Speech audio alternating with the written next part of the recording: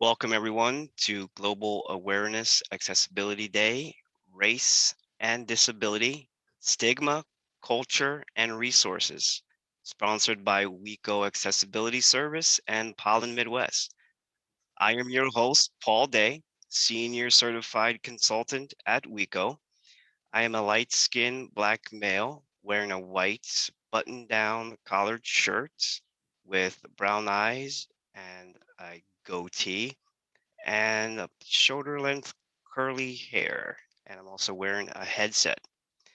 And my co-host with me today is founder and president of WeCo, Lynn Wehrman. Thanks, Paul. For non-visual users, allow me to describe myself. I am a petite white woman with reddish blonde hair, and tonight I am wearing my glasses and a pink blouse. This year's GAAD event is distinctly different from the last GAAD events that we've had, Paul, over the past few years, centered on digital accessibility awareness and the impacts on websites and software for users who live with disabilities. It really is, Lynn, but it's a story that we need and are equipped to tell, especially in this time of heightened understanding and inclusivity. To be able to highlight the unique challenges of people of color who live with disabilities is really vital. And to hear directly from those who are living the story is honestly the best way to learn. Absolutely, Paul. And we're so fortunate today to have three fantastic teachers in our guest interview panel.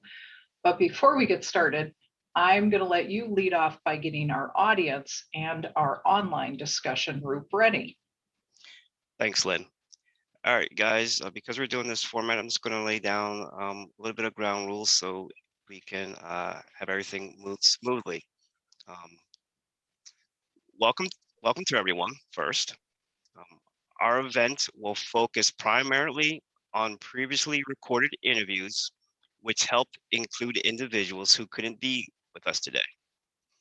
The interviews will be edited for brevity and to help shape the discussion we're having today.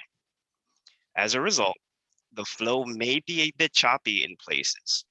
We will be stopping for 3 10-minute open discussion sessions following each interview where you can join in. Now, because we are discussing a heavy topic, we ask that you demonstrate respect for all views and thoughts presented and keep your questions and or statements to a few minutes or less. You can interact with us verbally by announcing your name, then asking your question or making your statement. You can also interact with us non-verbally by using the Zoom chat box. You can also email our wonderful moderator at admin@theweco.com. And back to you, Lynn. Thanks, Paul. Well, without further ado, I'll introduce our interviewees, but first our co-sponsor. We'd really like to thank Pollen Midwest for sponsoring this event with us. We've had a long relationship with Pollen, and we've been really excited about doing an event together, and this is our first. Julie Cohen, Engagement and Enhancement Officer Director at Pollen Midwest, is going to say a few words. Julie? Thank you, Lynn. Hello, everybody. I'm new to describing myself visually, so I'm going to take a stab at it, if that's okay. I'm not petite. I'm a little bit more than petite. I have shoulder length brown hair. I'm wearing glasses with a green rim. And I'm wearing a coral colored V-neck shirt. It is an absolute pleasure to be here with you all tonight, Lynn. I'm so glad that you and WeCo reached out to Pollen to co-sponsor this important conversation about the intersections of race and disability. For those who are not familiar with Pollen, we are a media arts nonprofit that uses narrative art and human connection to change our collective story for the better.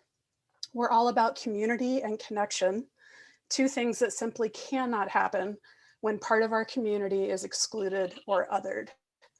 And Samir Nigo, who is Pollen's editorial and digital community coordinator, who himself lives with a disability, recently wrote a piece about accessibility and inclusion that you can find on our website at pollenmidwest.org.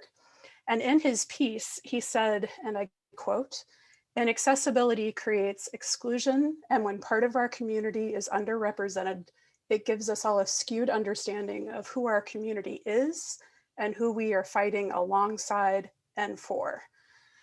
And I think that rings very true to this conversation today and to our work at Pollen. As we continue to spread new stories at Pollen, we're focused on how those stories come together to dismantle existing power dynamics and build new narratives in their place. And we're looking for narratives that help our community imagine a better, more equitable future and the pathways to help us get there. Stories that validate and amplify a spectrum of voices, decenter dominant narratives, and repair the harm that they cause. And we know at Pollen that we have a lot of work to do, especially around improving accessibility of our website. We're really lucky to have WeCo as a partner with us in this work. And we're thankful to others in the disability community who have called us in and helped us to improve access to our events and our programming as well. We believe that improved accessibility benefits us all, and progress will require work and support from people across communities, disciplines, and identities. Thank you all for inviting us to be here tonight. Lynn, I'll turn it back to you. Thanks, Julie. I would just like to further add that, Julie has been an immense help to us at WeCo. We are a digital accessibility company, first and foremost. What we do every day with a workforce made up of all but one person in our organization lives with a disability. And we have people of color, people from all different walks of life. But the inclusion discussions that we find ourselves into was not something that we really anticipated when we came up with our business model. So it's been wonderful to be able to turn to Julie and to Pollen when we don't know how to have conversations. And they've been a wonderful partner to us in that respect. So we're so pleased that Pollen is with us tonight in this program. Thank you so much, Julie. So I'd like next to introduce the interviewees that you're about to see in the video that's coming up. First, we will be speaking with Nina Putasek. Nina is a lead certified test consultant for us here at WeCo. She's also a project coordinator for Nika Creative, an inclusivity marketing firm that also resides here in Minneapolis. Nina identifies as Asian American, who lives with blindness, and her pronouns are she, her, and hers. Next, we will be speaking with Jessica Day. Jessica is actually Paul's wife, and she is a civil rights investigator for the U.S. Department of Education. Jess identifies as Latina and a person with blindness. Her pronouns are she, her, and hers. And then, of course, my wonderful co-host, Paul Day. Paul is a team lead for Verizon Wireless and a senior certified test consultant for WeCo. Paul identifies as Black, as a person living with blindness, and his pronouns are he, him, and his. So I think that we're ready to get started with our interviews. Our video presentation contains audio description so that non-visual users can receive the same information as visual users during this event. The video contains interviews led by WeCo President and Founder, Lynn Wehrman. Lynn is shown seated in her office with a table, chair, and a lighted lamp in the background.